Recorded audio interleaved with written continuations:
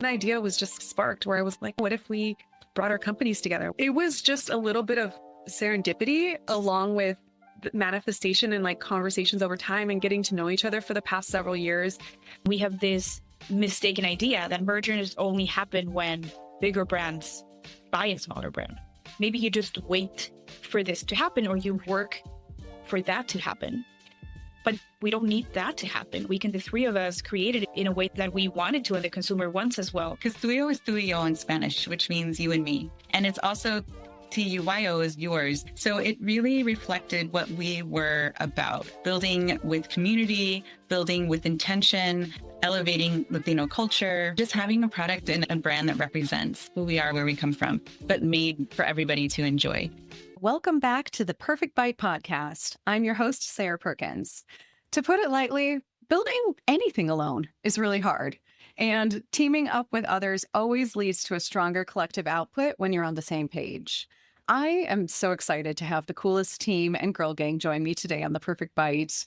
The merger news of their brands Tuyyo Foods, Nemi Snacks, and Todo Verde kicked off the food industry year in the right direction and can inspire all of us that we can grow better together. Please welcome the executive team behind Tuyyo Foods, Stefanie Garcia Turner, Regina Trillo, and Jocelyn Ramirez. Hi, thanks so much for having us. Oh, I'm so excited to see you three. This is going to be such a fun conversation, and I like that it's a couple of us here. We're going to have a lot of different ideas and perspectives, and I just can't wait to hear all of your stories and how you came together. You're really building like what food brands are going to look like in the future and what umbrellas can look like instead of just these big old box brands that just buy everyone up because they're scared of innovation, outpacing them basically. So I'd love to hear from each of you. Feel free to take questions, as they come in any order. But when did each of you first fall in love with food? What was eating like in your households growing up? I can go ahead. I fell in love with food and I grew up in Mexico City. So I was just surrounded by Mexican food. And since I remember everything from going to the mercado, getting the ingredients, everyone in my family, we all love to cook. And it was a way for the families to bond and having people over weekends and going to the fish market or to the produce market and all these different markets, choosing the food. And it was all about the smell of making it and the sound of it. And it's very common that with Mexican recipes from families, like, what's the recipe like? And it's a little bit of this, a pinch of that, un poquito acá. And then when it sounds like this, it's ready. But when it smells like that, then, it's perfect. Great. I will follow that. Right. So it's really since I remember, and it was really an act of love of gathering around the food. We were cooking lunch while we were already thinking about what we were going to do for dinner. And that stayed with me ever since I moved to Chicago 14 years ago. And I just been trying to get also that experience at home and even with the products that we make with the brands. So it's really since I remember having that memory. Yeah. Falling in love with it right away. And I love Mexico City. The food is so incredible there. I know. It is. It's the best city for food and a lot of other things too. I know. And you can't beat Chicago, of course. Well, the weather. Oh, well, yeah. You're like that's one thing. Yeah, we're like, that's when we all go to Mexico City and get out of here. Yeah. The vacation time. Yes. I can go next. I mean, I think for me, I grew up in LA and my grandparents migrated here already as elders, and their home became sort of the hub for our family, where my grandmother was oftentimes, cooking a huge pot of something for the dozens of people that were coming over every weekend. But then there were also those special times where she knew just my family was coming over and she would literally make my favorite dish, my brother's favorite dish, a few extra things. Like she went out of her way and made sure that she showed love in that way. And so for me, when I think about just growing up with food, it creates so much nostalgia, and it also creates this sense of like sort of a warm hug and embrace, something that just feels very comforting. And so like just thinking about all the times that she like called us into the kitchen to like hear all the sights and sounds that Regina's talking about, it's almost like training you like the instincts that you need in the kitchen to be able to make that sort of magic happen in your own space. So for me, like that's when I really first fell in love with food, and to see how it kind of generationally brings people together is also like really, really incredible too. Definitely. And I grew up with a really large extended family too. And so it was also the teamwork that went into holiday preparation. Yeah. And in our case, as kids, it was like, stop running through the kitchen. No. Oh, yeah. Unless you're here to help, get out of here. Yeah. For us, it was like the tamales, Oh, yeah. so what is it? Like the whole kind of like chain of events that needs to happen to get to that final tamal and everybody who needs to be like in place for it. Right. Like, this is your job. Settle down and Yeah. then you can eat. Yeah. Yeah. And Stefanie, what about you? Yeah, I mean, very similar stories to Regina and Jocelyn with just being around family all the time and everything just takes place around the table, or you would bring your food outside, or somehow there's just going to be food involved. But I will say, like, growing up, my dad actually joined the Coast Guard when I was really young. So we traveled a lot. And even though I was born in San Antonio, and that's where most of my family is, both sides, my mom and my dad's side, I've lived in like Washington, Oregon, Massachusetts, Virginia, Florida, all over. And one of the jobs that my dad had was actually like running the galley on the Coast Guard boats. So he would be the one managing, like cooking. The Coast Guard like sent him to culinary school in California. And this was like back in the 80s. So he learned a lot that way. So that definitely played into my upbringing, just being around food, even on the moves that we did and being away from family, which was great because we would be able to go visit him on the ship and eat like fish that they caught off the dock of the boat, and just like have this amazing meal and really fun times. And so that just carried through into what I'm doing today. Absolutely. I mean, I love how each of you, all of your stories differed a little bit, but it all had that same through line of this was instilled from birth, that you come together over food, that you love food, and that you show love to each other and to others through food. So lovely. I want to hear a little bit more about each of your backgrounds, which again, through lines, this was like stars aligned truly for you all to meet because you're all very civically minded and you love food. You love the CPG space, but all started with your own different products to come here today. So, Stefanie, let's start with you. I want to hear a little bit how you got into CPG from the Whole Foods and the Honest Company side of things. What then inspired you to want to start your own product? So, we're talking about Tuyyo Foods 1.0 when we're thinking about these easy on the go mixes for an agua fresca.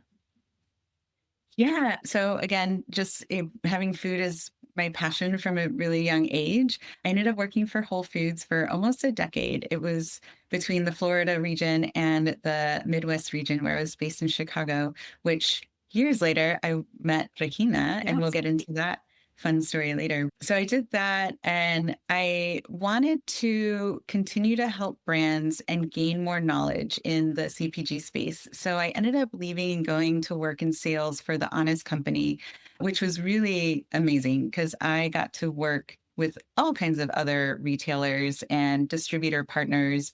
So it wasn't just in the context of like one retailer and their viewpoint. It was all of these different methodologies of how markets price their products, how distribution happens from one coast to the next. So it really taught me a lot about, how a product goes from manufacturing plant to the customer's basket.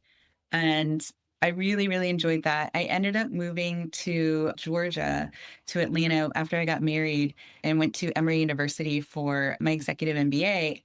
I just started in January 2020. So, well, there you go. Timing, right? Always. And through that experience, I was like, probably like most people, like, what am I kind of doing with my life situation? Like, am I going to go back to the corporation? Am I going to keep consulting, which is what I was doing at the time? And I just had like a little bit of a light bulb moment when I was with some family members and we were like sitting around the table as usual. And I was like, what if I started my own product? What if I just sold my own thing? Because at this point, I've gained a lot of knowledge in this area. And they were like, well, what would you do? And I said, well, I loved Kool-Aid as a kid, but I also loved, like, my grandma would always make agua fresca, and she had a grapefruit tree in her backyard, and guavas were her favorite fruit. So she would always be making something with guava. And I was like, what if it was like an agua fresca, but like the format of a Kool-Aid, where it would be the real fruit, but it's powdered. And then you would just add that to your water and that to your drink. So instant agua fresca. And that's really what happened. And then my family was super supportive, as all family is, and that just kind of sparked it all. So I incorporated the company, the Tuyyo 1.0 in 2020, and then products in the market in 2022, and went from there. Like how, and it's so nice to hear too that your family's reaction to entrepreneurism was like, we're just going to lift you up. We're going to believe in you, instead of like, you have a great education, you have a great background, just go get a job with someone else. That's usually like the opposite reaction that you hear from a lot of families too. And then later they're like, believed you could do it. Come around Yes. later. That's what family, yeah, that's what they're for. Right. Hard truths and all the love. Totally. And so what did you start to see in the market for Tuyyo right away? Was it that people were excited to see an agua fresca in this form? Were there any other products that were on the market that you were like, here's how I've got to differentiate myself from them? Yeah, I would say most people, well, there's still a lot of people who don't know what agua fresca is. So having it in that powder format, because almost everybody at this point knows what the big name brands like a Kool-Aid or a Country Time lemonade and all of those things, right? What those are. So it was a little bit more of a, here's what you know, and here's what this is and why it's different, and made with better ingredients. And people were really excited. And I got like really good traction early on, because most buyers were like, this wasn't a category that people were doing anything in. So they were really excited to have a product that was new and different and unique to add to that set and just start to bring some life into it. And it's crazy how over the last 5 years or so, like the powdered drink market has really like pretty much erupted, and we have everything going into powder. So I'm glad I was there at the early onset, and it just is great possibilities for the future of this product line and what we can do. Absolutely. So, I mean, I'm thinking, the electrolyte powders that you see out there, everything is proteinized these days. So Everything. it's all about like picking and choosing the nutrients and the benefits that you want to go with it here. Yeah, absolutely. This is hard because I'm so excited to talk about each of your categories before you came together so deeply. And so I'm going to hop to Regina here next. So my Chicago friend, you started Nemi Snacks within the last few years now. You were also working on a bread company as well, Gifted Breads, correct? Yes. I want to hear what inspired you to go into Nemi, to talk about the nopales. They're so interesting. They're so yummy and unique. What made you make that shift from earning your law degree in human rights to saying, I'm going to be a CPG girl? Yes, it came as a surprise. I never thought I would be in the CPG space because I didn't come from that background and nobody in my family does. But it was really when I moved from Mexico City to Chicago. And I really wasn't aware of the Hispanic community living in Chicago. I knew a little bit about it, but I had never lived here. I've only visited for a couple of days. And I went to the grocery store, and it was really a shock to me that mostly every Hispanic brand that I saw in the international aisle, they were rooted in stereotypes and cliches about Latin culture. And I didn't feel represented in that aisle. And then I went to the produce section and I saw nopales, which took me immediately back to Mexico and everything we made with nopales. It's a staple crop in Mexico. It pretty much grows anywhere. You find it in any mercado in Mexico. And a lot of households cook with it almost on a daily basis. They're high in fiber. They're native to Mexico. And they're one of the most sustainable plants because they thrive in hot weather and they need very little water to survive. And I was always thinking about los huevos con nopales, tacos de nopal, all the recipes. And I grabbed the paddle and it had spikes. And I thought, nobody's going to buy this vegetable because it's intimidating. Yeah. You don't even find nopales in Mexico with spikes. They're already cleaned or diced and ready to cook and eat. So I just left the store knowing that this amazing plant was going to go to waste and feeling unrepresented of how I found and how Latino culture was portrayed. And that stayed with me for some time. I kept doing my legal career.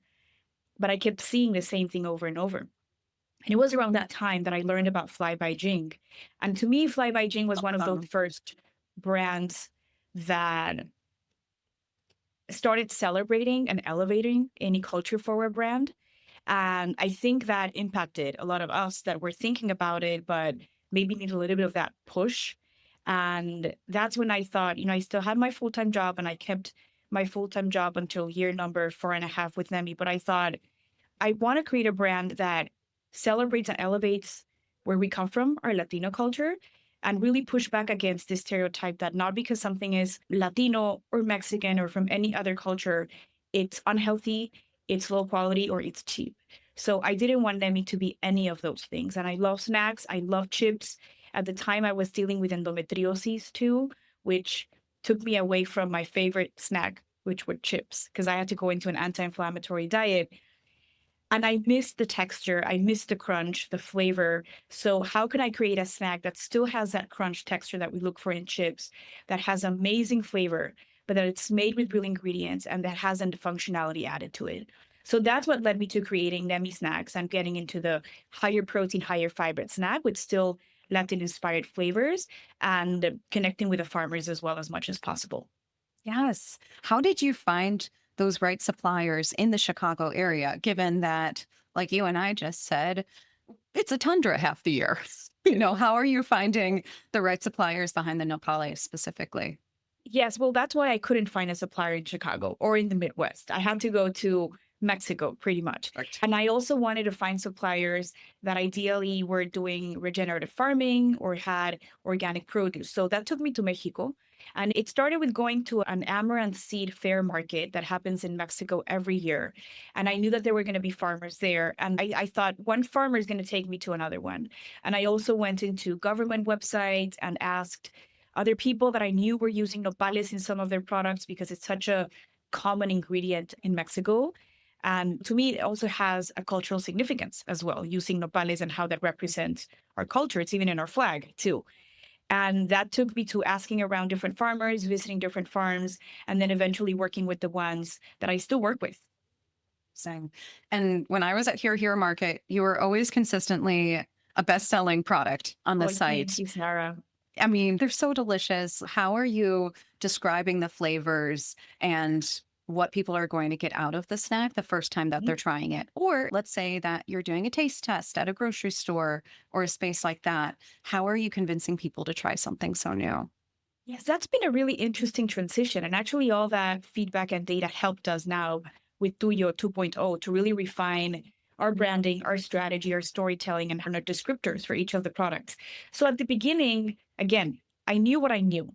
And as I started explaining the product to that first buyer, to those first consumers at demos, I started realizing what people were understanding and what they didn't. And at first, I think it feels natural to lead with the nutrition of your product or some of the story behind the product or even the name, right? Like if I was saying nopales, a lot of people didn't know nopales, but they knew cactus.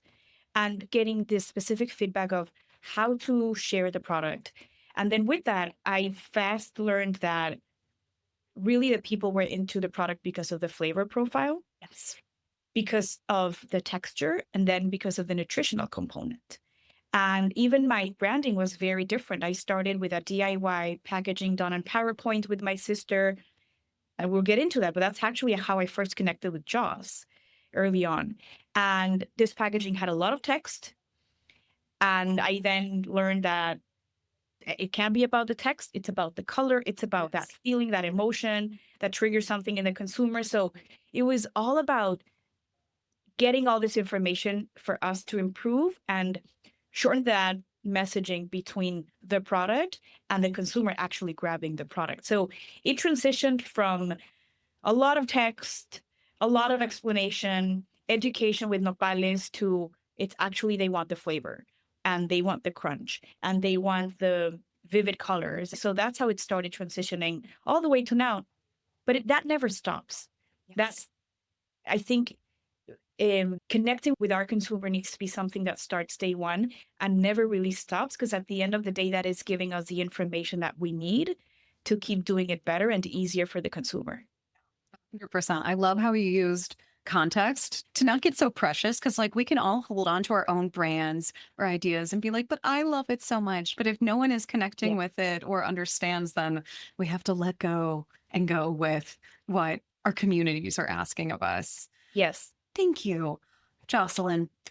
I'm so excited to connect with you. Thank you. You've been hanging out here. Yeah. I absolutely love your background. I mean, you went from being a social justice professor to becoming a chef, a cookbook author, and then starting your own line with Todo Verde. So really focusing on how to make a better for you seasoning line. I want to hear how you got here today and really what inspired you to say, I need to be the person that really takes this on and really pushes this mission forward.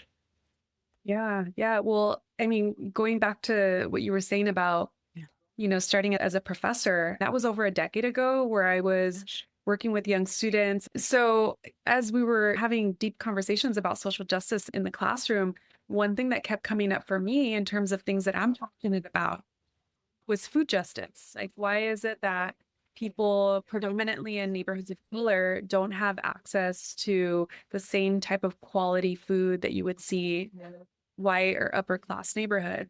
And so I wanted to be able to do something about that in a very small scale in my neighborhood in LA. So I set out to start like a superfood and plant-based Mexican food business called Todo Verde over a decade ago. And I was at farmers markets and doing pop-ups. And I eventually went on to do things like cater the official Super Bowl tailgate when it was here in LA.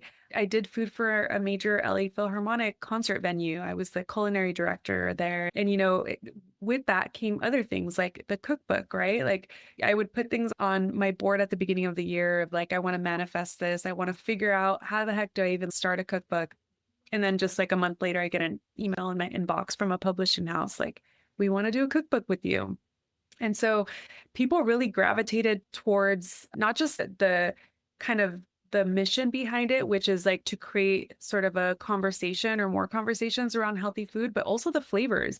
I would oftentimes hear people say, if I could eat this way every day, I would go plant-based or I would think about food differently. One time I was at the Ford at that venue and there was this big guy that came over and he's like, I came here thinking this food was going to be terrible. And I ordered like seconds of the thing that I ordered, So it was just so cool to see how people were embracing that movement. And then the pandemic happened, right? And it just really slowed things down in a way that was like hard to navigate. It was still to this day, all my friends in the food industry who have restaurants, catering businesses, it's tough. It's a tough industry. And I knew that because I had the cookbook under my belt, and that's really the saving grace during the pandemic time was being able to do online cooking classes and kind of keep it going. I knew at that time that I wanted to pivot and start really thinking about a product line. It has always been a goal, but there was never enough time. But I guess by the grace of COVID, time became available, right? And so I was able to get a grant to work with a product formulator, a food scientist, and just like start to get the ball rolling. And when I was having the conversations of what type of product, I mean, in LA, I'm known for tacos, right? Like I was selling tacos. My cookbook has like tons of taco recipes in it. And when I would go to grocery stores, however, I would see this generic spicy mild taco seasoning, which is like absolutely not true to culture. So I wanted to create something that felt like it was more aligned to what I would see if I were in Mexico City or in different places in Mexico, right? Things that I would even order at a food truck or a taco stall here in LA. So I introduced those three flavors, al pastor, carnitas, and tinga. Sort of played around with the packaging until it made sense for retailers. I went from tins and then eventually went to single serve taco seasoning sachets because that's what we see on the market now. That's what works. That's what people expect. And so it's been a cool journey because people see the taco seasoning and they think, oh, I've tried taco seasoning. I know what this is supposed to taste like, right? And then they try it and they taste all these umami flavors and like specific profiles that you typically don't get in a taco seasoning. So like the al pastor is pineapple forward, it's sweet, savory, it's got earthy annatto. All my SKUs have black garlic, nutritional yeast, specific chiles, tangerine oil, lime peel, like just not your average taco seasoning. And so it's been a really cool process to even see it like win awards based off of taste and everything too. And to see people's reactions when they try it. They're just like, whoa, I did not expect that to taste like that. Yeah. I need to get the El Pastor sachet in my house immediately. Like right when you Yeah. said that, that is one of my favorite reasons I love El Pastor is because you get the pineapple and something special. And you're right. I am, a white girl who was born in the Midwest and my mom tried her best, but like it was McCormick spice packets, Yeah. right? And so you Yeah. kind of just think salt. You don't think real flavor and you definitely don't think any heat at all. And it's interesting. A lot of those have as their main ingredients, they have cornstarch, they have dairy, they have things that you would typically never see in tacos. And you would never go to a taco stand and be like, give me too mild. Like it just doesn't exist. So that's definitely an American thing.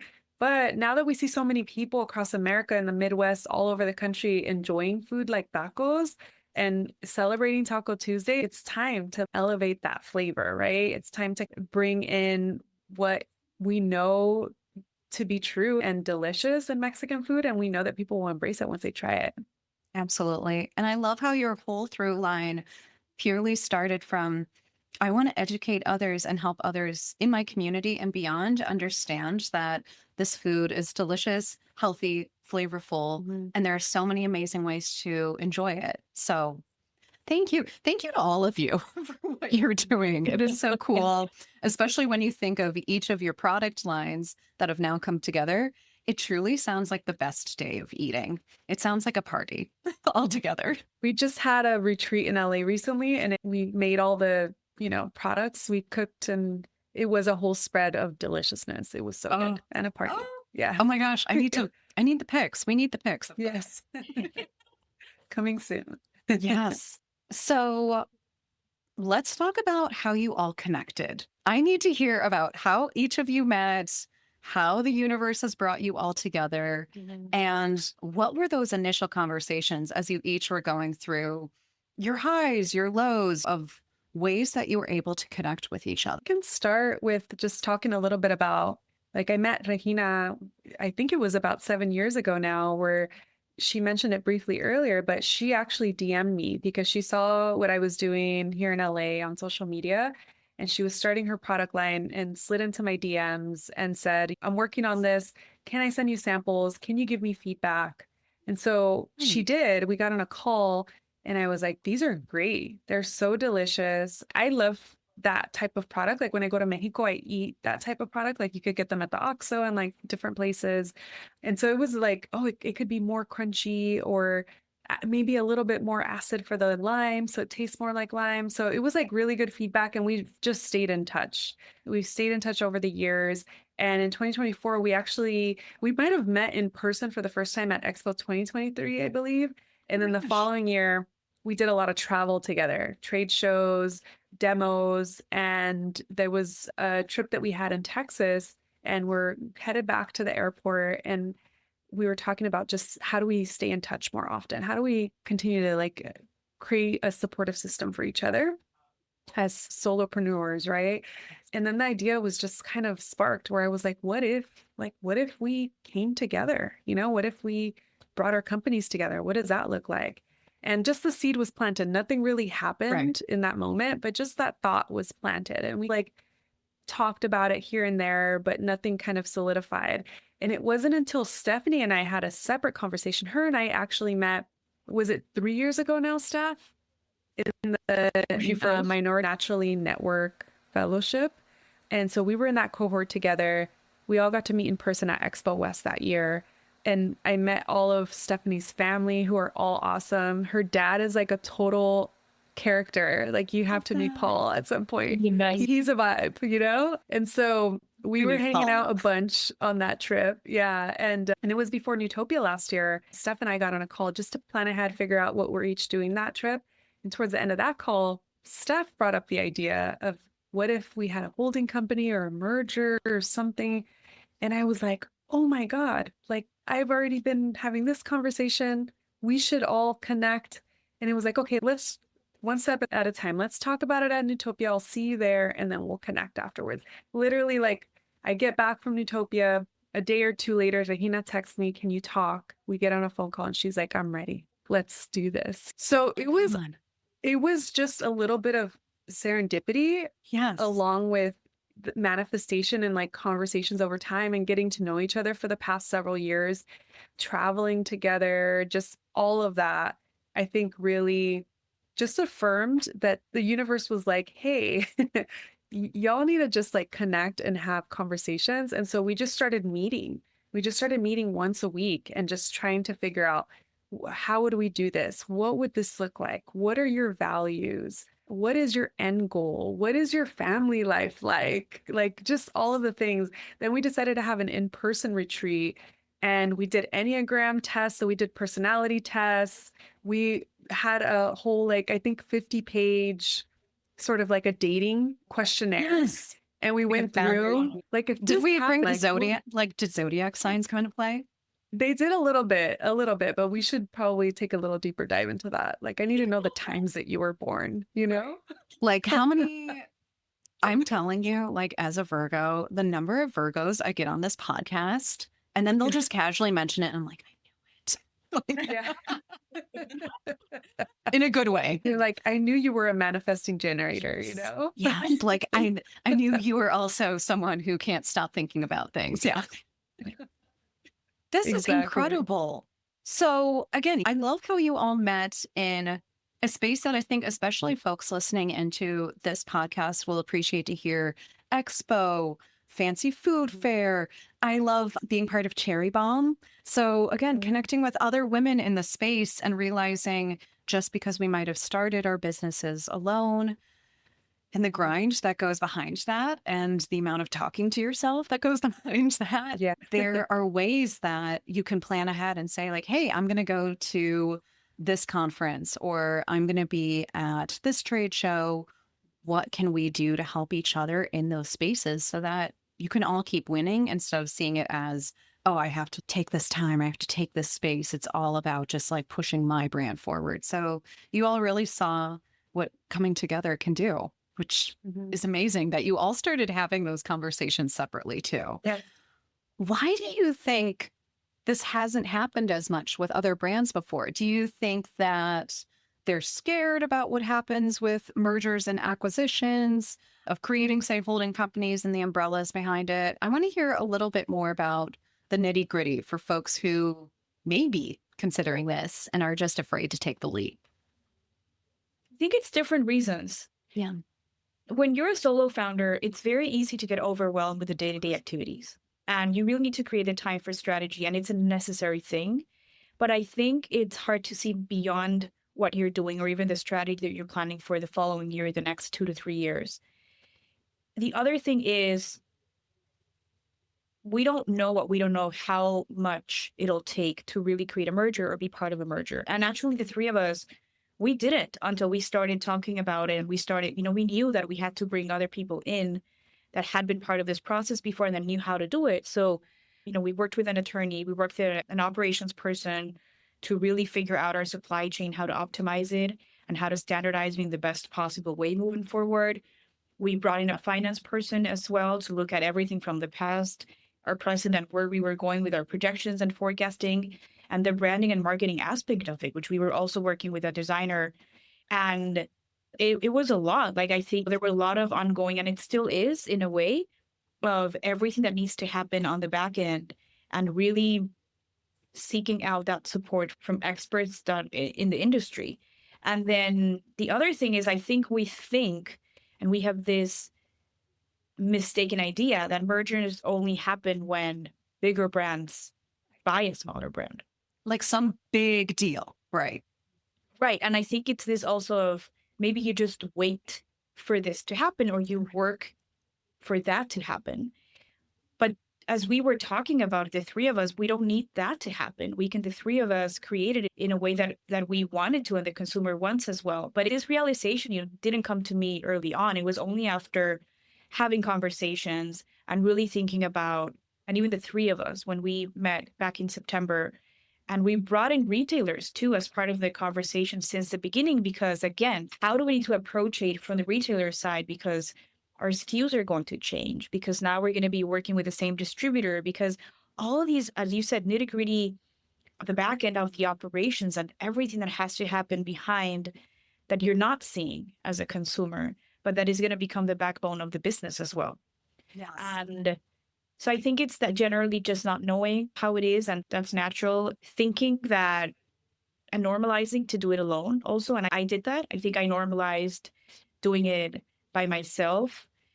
And yeah, I'm thinking that we have to wait for something else or somebody else to react and either buy you out or participate in a different way for this to happen. And we realized that we just didn't have to wait for that to happen. We actually could, we had the agency to do that. Yes. Which is so inspiring because, yeah, you think of so many startups, especially if you're coming from maybe even like a tech perspective. It's like, okay, I got to build this for 8 to 10 years. And hopefully one day some giant company will acquire me and that will feel like you made it or you IPO. And if we're talking, I mean, we're in 2026. If we talk the last 6 years alone, there have been no guarantees about anything. Right. It just keeps getting worse now. It just keeps getting scarier, to be honest. And so I love that the three of you just said, no, I think we can actually be stronger together. And it's like you're still owning who you are and the products that you've made. You've just come together to do it. So curious how it all came together under Tuyyo Foods and also what you all are doing in terms of messaging to your current audiences so that they can get ready for this. I have a million questions about this actually, so I'll try to contain myself. I'll start with that first part, just landing on staying with Tuyyo. It was funny because we had done a lot of research, right? We looked up, what if we just start kind of fresh, right? From scratch. What would the brand name be? We looked up all of these things. We tried AI to generate brand names and stuff, right? We did all these things, but like nothing was hitting or it just like wasn't available in a trademark situation. So we kept kind of striking out. And then we're like, well, we all own our own assets and we all have our own trademarks and stuff already. So like, what if we just use one of our names? And then both Jocelyn and Regina were like, we hate our names. Let's just stick with Tuyyo. Dude, that was easy. There was no big fight around this.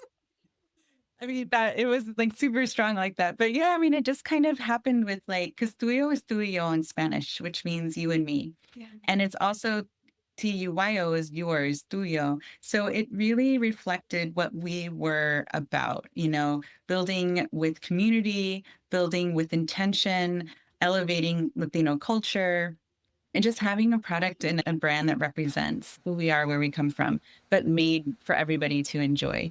So we were like, this is it. And we already own everything for it. And it would make the merger easier than starting a brand new company and entity from scratch again. So all the roads just pointed to that direction. And I think one thing that I feel in this whole process is that everything has happened in a rather easy manner, which makes me feel super confident that this is what is meant to be. Because when things are really difficult, sometimes that's not the road you should go down. So it's been a great experience. And then in terms of notifying the public, we haven't really done an outward notice yet. We have told social media followers, we have started doing things like that, but we haven't quite had like a super big relaunch. We did do a little bit of an industry launch. We did a PR release, but we are trying to make sure we have all of our ducks in a row so that when we are ready to launch, the new brand, the new products, it really does make a splash and we're ready to bring it out into the world. Absolutely. And what has been the reaction from some of those retail advisors you were talking to? How excited are they for the three brands to come together? We've met with lots of different advisors. We've met with our distributor partners, retailers, and they have all been like major green flags. I think everybody has generally been so excited about this. They love the fact that now there'll be 3 co-founders. So there's a team behind it versus just a solo person. They love the idea of like the flavors and kind of the Mexican tablescape, right? Of like the chips at the center of the table, the agua fresca, the taco seasoning, and then we have mole paste that we'll be launching. So it's like really creating like a Mexican tablescape where we can create a whole meal together, essentially.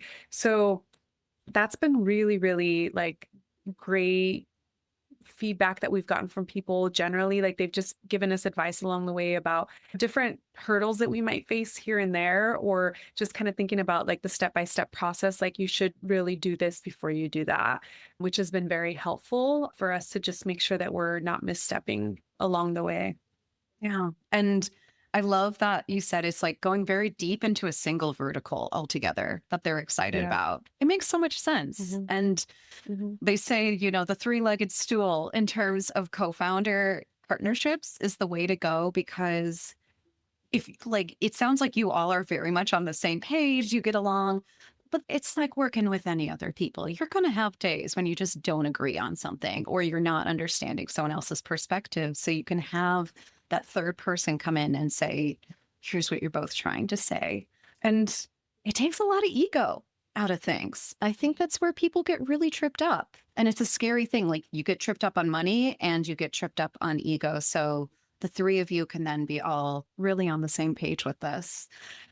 I'm just so excited for you all. Can't wait to see Thank you. paste too. I want to shift gears slightly here, but not really, because this is really part of the brand, as you said, you know, thinking about Tuyyo, it's Tu and Yo. It's about all of us together. It's community. All of you have been extremely civic minded, which is another reason that you all get along so much. I want to hear how you're going to continue that spirit under Tuyyo 2.0 and what organizations you're specifically working with to uplift that spirit. Yeah, so I have worked with a lot of organizations across LA in the work that I've done with Todo Verde. And one of the key partnerships that we have is we're a 1% for the Planet member. So what we've been doing with that is partnerships with local nonprofits, where I have gone in and done cooking demonstrations, cooking classes with whatever their community is, whether it's like young students or families, to just provide a resource for them to learn how to cook more healthy plant-based foods at home. So that's something that we definitely want to continue to do in this like Tuyyo 2.0 era. And then also thinking about how we plug in as sort of a cultural movement of pushing back against this administration, against the ICE raids, against the terror that we're seeing in our communities, and how do we show up and just be thoughtful in the process with our community members as we're experiencing some tough times. So we want to continue to be that for our community members. I wanted to ask more about that. I mean, of course, 2026, I mean, it's been years now, but 2026 especially has started on a really horrible note because of this administration's practices. What's happened in LA, Chicago, Minneapolis, other cities to come. What are you all doing to put your armor on and work closely with your communities, each other, and the brands so that you feel like you can keep pushing forward and that we can push through this together? What do you think are also good tips and tricks for other people so that we can all be doing a better job at this? I mean, here in LA, like my husband is a CEO of a nonprofit that's doing a lot of work in that regard, right? Like really plugging in and tapping in to see what community members need. I also work with a local nonprofit here in LA that's all about food justice. So it's like food adjacent. I'm in all things food right now. And so it's creating spaces where people have access to healthy food, even when there is a fear of going out or maybe loss of income and they can't afford to get food. So it's like just creating opportunities for people to get that access. But I think generally across the board is like having tough conversations with people and just trying to figure out how we plug in, like how do we get people elected on the local level that are going to help push the narrative in the directions that we need to see that are more inclusive and less divisive. And then also, how do we show up with more love and compassion? Like I recently saw a video where there were people protesting the ICE raids in their neighborhood, and somebody came and started yelling profanities at them. And it was obviously like for ICE coming into the neighborhood. And the people who were protesting there or using their First Amendment right to speak up for what they believe turned to that person. And instead of yelling back profanities, they said, "Do you need a hug? Can I give you a hug?" And the men showed up to give that person a hug. And he walked away like, "Hey, take care. you know? And so like for me, that was a perfect example of like, Bad Bunny showed us at the Super Bowl, right? Love is more powerful than hate. Like, how do we show up with more love and compassion, knowing that people who are experiencing such extreme hate and showing such extreme hate are doing it because they clearly have such a deficit of love. They don't even love themselves, that they can't in turn show that for somebody else. So like, how do we show up? Yes, it's more work for us, right? Like disenfranchise, the whatever you want to call it, but it's just what we need to do in this moment. I feel like it's the only thing that could possibly work. Hate just can't win against hate. It just, yeah. All right. Thank you for coming to my TED Talk. Thank you for sharing. And thank you all for what you're doing. Like, crying on the job again. Like, I love the folks that come on this podcast so much because all of you just feel so passionately and deeply about just not what you're doing, but like the fact that food and hospitality is all about love and giving back to others. And I think I'm probably like a lot of people that struggle too, where like, I just feel so much sadness and anger. But what is my anger going to do outside of, like you said, maybe it's just like giving someone a hug, or maybe it's like, I don't know. Other people have told me, no, you need to be angrier. And I'm like, I know, but like, I also want to feel like I can do something real that pushes things forward with love. So thank you. It's like, use that rage. It's so hard. That it's like a burst of energy that you need to like get out the door to engage in something. Just to give to others. Yeah. Get out there, go figure out what your mutual aid organizations are, go to the local food pantry, volunteer, sign up for things, like use that, but don't turn and use that in a negative way. Just use it as like a surge of energy that you need to like find a way to figure it out and do things together. Cause it's a big wave of emotions, huge wave. all the time. Yeah, definitely. Thank you. What are each of you doing collectively and maybe on your own as founders, as community leaders as well, as strong women? What are you doing to fill your cups? Because we all see the narrative that looks so picture perfect all the time online of I'm just crushing it and here's my business. And we're all just put together with Scotch tape at the end of the day.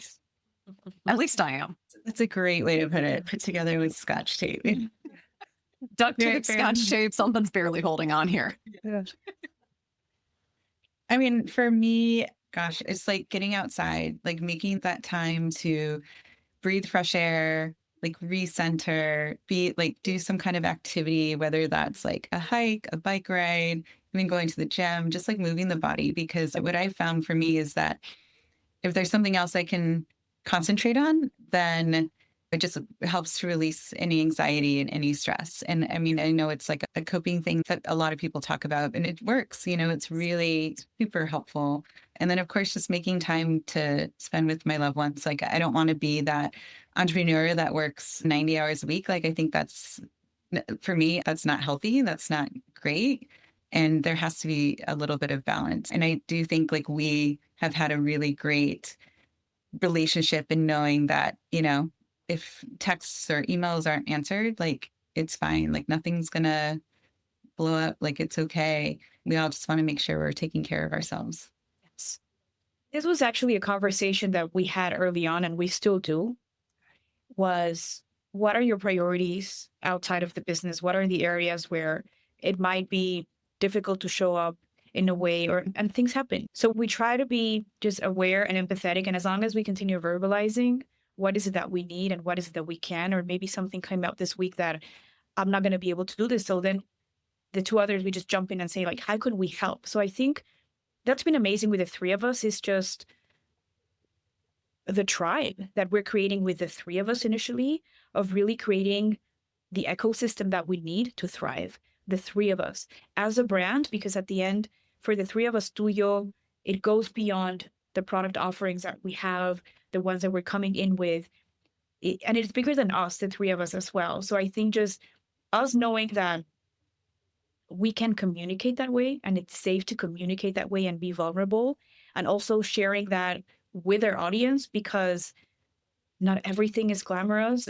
Most of what happens behind the scenes is actually non-glamorous, and be sharing, hey, these are all the difficulties that we're either going through and we choose how to share it. And I think with me, it's been digesting all these emotions, Sarah, that you just mentioned, with everything that's going on in the world right now, and particularly in the United States. You jump from anger to, and then you're crying, and then you're frustrated, and then you're at peace, and then you feel love. So I think in my case, it's been really creating the moments to digest those emotions and having the support network that I need to be able to do that. And the self-care practice of, it could be morning meditation. To me, sleep is a big one. I need 8 hours, and that's how I function my best. So that's my number one priority also when it comes to being able to disconnect. Thanks to my husband too, which he helps me do that, and I appreciate, and he has his full permission to support in that space. But that one is a big one for me. Sleep, girl. I'm such a sleeper. I was never that founder who could pull all-nighters. They're like, how many hours a week do you work? And I'm like, why does that matter to you? As long as I'm getting things done. Yeah. And Joss, how about you? I think for me, it's definitely my yoga practice, like not just the physical asanas, but also the spiritual element of yoga and chanting and meditation, and just trying to remind myself that as much as this world is crazy, as much as life seems overwhelming or lots going on, that's not the everything and the reason that we're here, right? It's like how you make people feel in the process of like just living your everyday life. So I try to keep that as a constant reminder of like getting stressed about something, but that's not reality. It may seem like a reality, but really if you like peel off the veils, it doesn't really matter at the end of the day. So it's easier said than done, but yeah, it's good to just keep practicing. Keep that perspective. Guys, I loved talking with you because this is called The Perfect Bite. We all have our own perfect bites, something we remember. What is each of your perfect bites? For me, a taco al pastor. Oh, always. Since I was 3 years old, and I still go to Mexico, and my first stop is some taqueria for taco al pastor. And I'm still trying to find the perfect taco al pastor in Chicago, and I'm still looking because I haven't found it, but I will keep looking. Thank you. For me, it is really simple, fresh, warm tortilla, a flour tortilla. So my family's from northern Mexico, and flour tortillas are really popular in that area. But fresh, homemade flour tortilla with melted butter and some sugar. And that's what like my grandma would just give me and all my cousins when we were little, and not even little anymore. I still eat them now, but when we were young. And so that memory, we just grab it, go eat it. I mean, it's the most comforting type food you'll ever have. Yes. And Jocelyn? For me, one thing that my family has been cooking for generations is called pipián rojo, which is from their region of Zacatecas, where my family is from. It's toasted pumpkin seed and guajillo-based sauce that's just so delicious, typically eaten with chicken or potatoes, but it's just the right balance of that grounding pepita kind of nutty flavor with a little bit of that heat from the guajillo. And it's just so comforting and delicious on tortillas. I would say like that is always going to be my perfect bite. Thank you all so much. Where can folks find Tuyyo Foods, Todo Verde, and Nemi Snacks? We are going to be combining soon. So in the next month or so, you'll be able to go to tuyyofoods.com and find all the stores that we're located at, as well as all of our products available on the website. Amazing. I should have booked more time with you all, but I am just so grateful for our conversation today, your wisdom, everything you all are doing. I cannot wait for your future. So Jocelyn, Regina, Stefanie, thank you so much for joining me. And thank you. Thank you. And everyone, thanks for tuning in. This was Tuyyo Foods' Perfect Bite. Thanks for tuning in to The Perfect Bite today. You can listen to future episodes on Apple Podcasts, Spotify, and anywhere else you listen to podcasts. Thanks in advance for subscribing, rating, and reviewing. You can follow The Perfect Bite on social media @PerfectBitePod. Now go get something good to eat.